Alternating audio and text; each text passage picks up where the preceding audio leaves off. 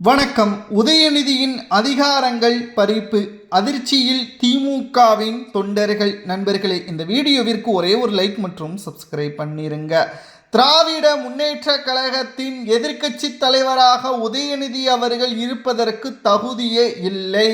எதிர்க்கட்சி தலைவர் அந்தஸ்திற்கு கனிமொழிதான் சரியானவர். இல்லை என்றால் இடைத்தேர்தலில் மு.க.ஸ்டாலின் போட்டியிட்டு சட்டசபைக்கு செல்லட்டும் என்று திமுகவின் மிக முக்கியமான நிர்வாகிகள், மாஜி அமைச்சர்கள் திமுகவின் தலைமைக்கு கடுமையான அழுத்தத்தை கொடுத்து வருகிறார்கள்.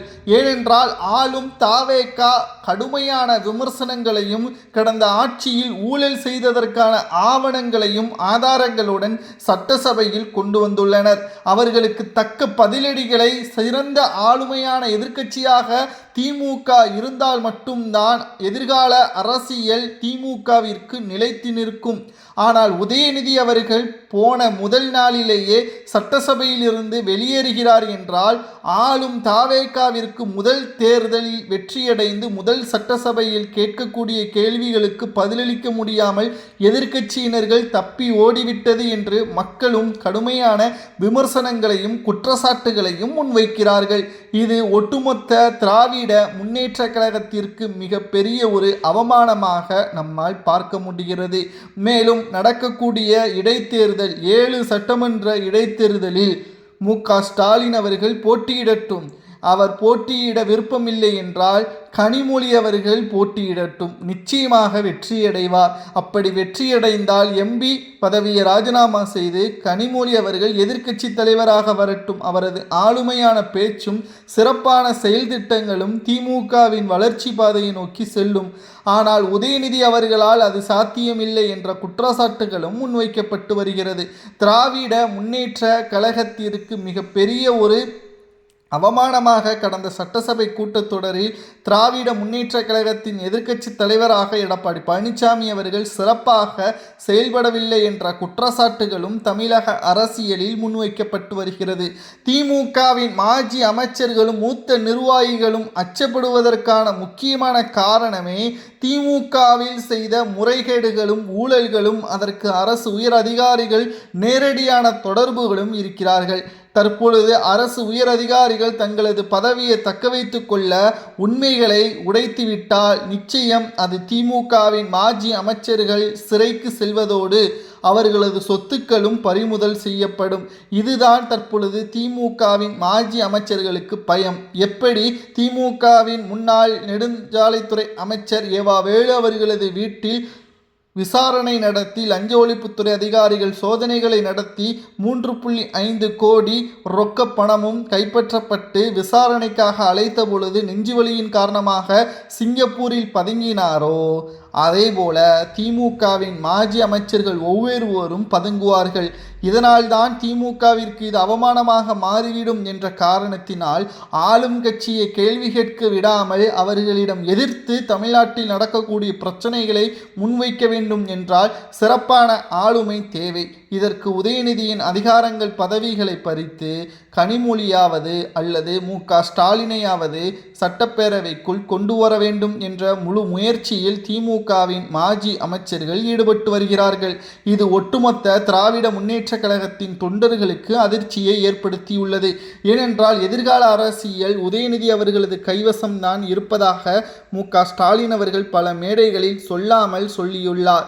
ஆனால் இப்பொழுது மாஜி அமைச்சர்களது சுயநலத்திற்காக அவர்கள் கைது செய்யப்படக்கூடாது என்பதற்காக உதயநிதியின் அதிகாரங்களை பறித்தால் நிச்சயம் எதிர்கால அரசியலில் உதயநிதிக்கு முக்கியத்துவம் கொடுக்க மாட்டார்கள். ஒரு முறை அதிகாரங்கள் பறிக்கப்பட்டு விட்டால் மீண்டும் இவர் அந்த பதவிற்கு தகுதியற்றவர் என்று கூறிவிடுவார்கள். இது உதயநிதிக்கும் தற்பொழுது அச்சமாக வந்துவிட்டது.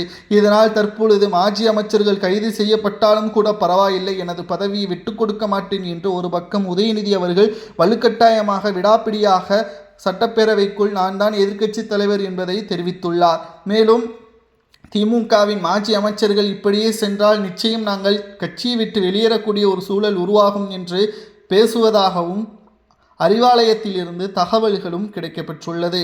மேலும் துரைமுருகனுக்கும் வயதாகிவிட்டது. அவரும் சட்டமன்றத்திற்கு செல்லவில்லை. ஆனால் அவர் பொதுச் செயலாளராக ஏன் இன்னமும் இருக்கிறார்? அந்த பதவியை உதயநிதியிடம் கொடுத்தால் நிச்சயம் அவரே முழுமையான கட்டுப்பாட்டிற்குள் வந்துவிடுவார் என்று சில நிர்வாகிகள் மு.க.ஸ்டாலினிடம் தெரிவித்த போது, அது எப்படி? மு.க.ஸ்டாலினை தொடர்ந்து கனிமொழிக்குத்தான் அந்த அதிகாரமும் பதவியும் செல்ல வேண்டும். ஆனால் உதயநிதிக்கு செல்வது எந்த விதத்தில் நியாயம்?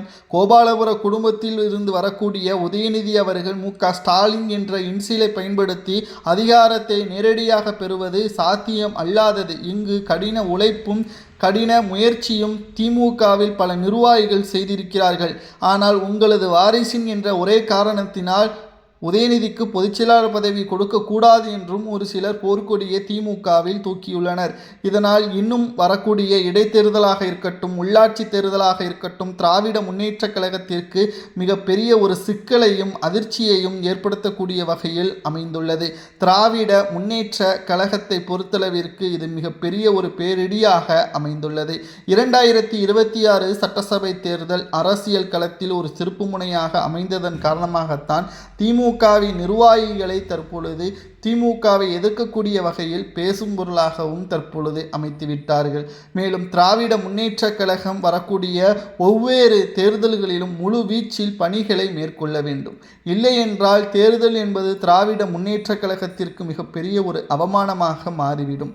அதே சமயம் தேர்தலில் தோல்வியடைந்த கையோடு மாஜி அமைச்சர்கள் செய்த ஊழல்கள், குற்றச்சாட்டுகள், முறைகேடுகள், தமிழ்நாட்டின் நிதிகளை தவறாக பயன்படுத்தியது என்ற ஆவணங்களை அரசு உயர் அதிகாரிகள் முதல்வர் விஜய் அவர்களது டேபிளுக்கு சென்றுவிட்டால் உடனடியாக ஐடி ரைடு, அமலாக்கத்துறை ரைடு மற்றும் சிபிஐ துறை ரைடு போன்றவர்கள் ஒரே நேரத்தில் சூழ்ந்து கொண்டால் திமுகவின் மாஜி அமைச்சர்களது நிலைமை பரிதாபத்திற்குரிய நிலைமையாக மாறுவதோடு அவர்களது சொத்துக்கள் கிட்டத்தட்ட நாம் நினைக்கும் அளவிற்கு அவர்கள் சொத்துக்கள் பல மடங்கு உயர்ந்துள்ளது என்பதையும் பார்க்க வேண்டும். ஏனென்றால் 10 ஆண்டுகள் ஆட்சி அமைக்காத திமுக கிடைத்த 5 ஆண்டுகளில் எப்படியாவது பணத்தை சேகரிக்க வேண்டும் என்ற முழு முயற்சியோடு மக்களின் வாழ்வாதாரத்தை கூட பார்க்காமல் எந்தெந்த துறைகளில் எவ்வளவு கிடைக்குமோ அந்த அளவிற்கு ஊழல்களை சேகரித்திருக்கிறார்களாம். ஒரு IAS அதிகாரி தெரிவித்த கருத்து என்ன தெரியுமா? நமது ஊடகவியலாளர் தெரிவித்துள்ளார்.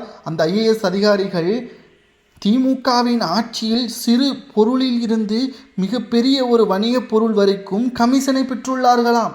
இது எந்த அளவிற்கு முறைகேடு என்றால் 10 ஆண்டுகள் பட்னியாக இருந்து ஒரு முறை பிரியாணி கிடைத்தால் எந்த அளவிற்கு அவர்கள் ருசியாக சமைப்பார்களோ அந்த அளவிற்கு இவர்கள் ருசியாக சமைத்து அதை சாப்பிட்டுள்ளார்கள்.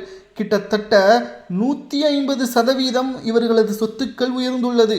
மேலும் திராவிட முன்னேற்ற கழகம் இனியும் 5 ஆண்டுகள் இருந்தால் இந்தியாவிலேயே ஏன் ஆசியா கண்டத்திலேயே திமுகவின் மாஜி அமைச்சர்களது குடும்பம்தான் நம்பர் 1 இடத்தில் இருக்கும் என்றும் அரசியல் வட்டாரத்தில் பேசப்படுகிறது.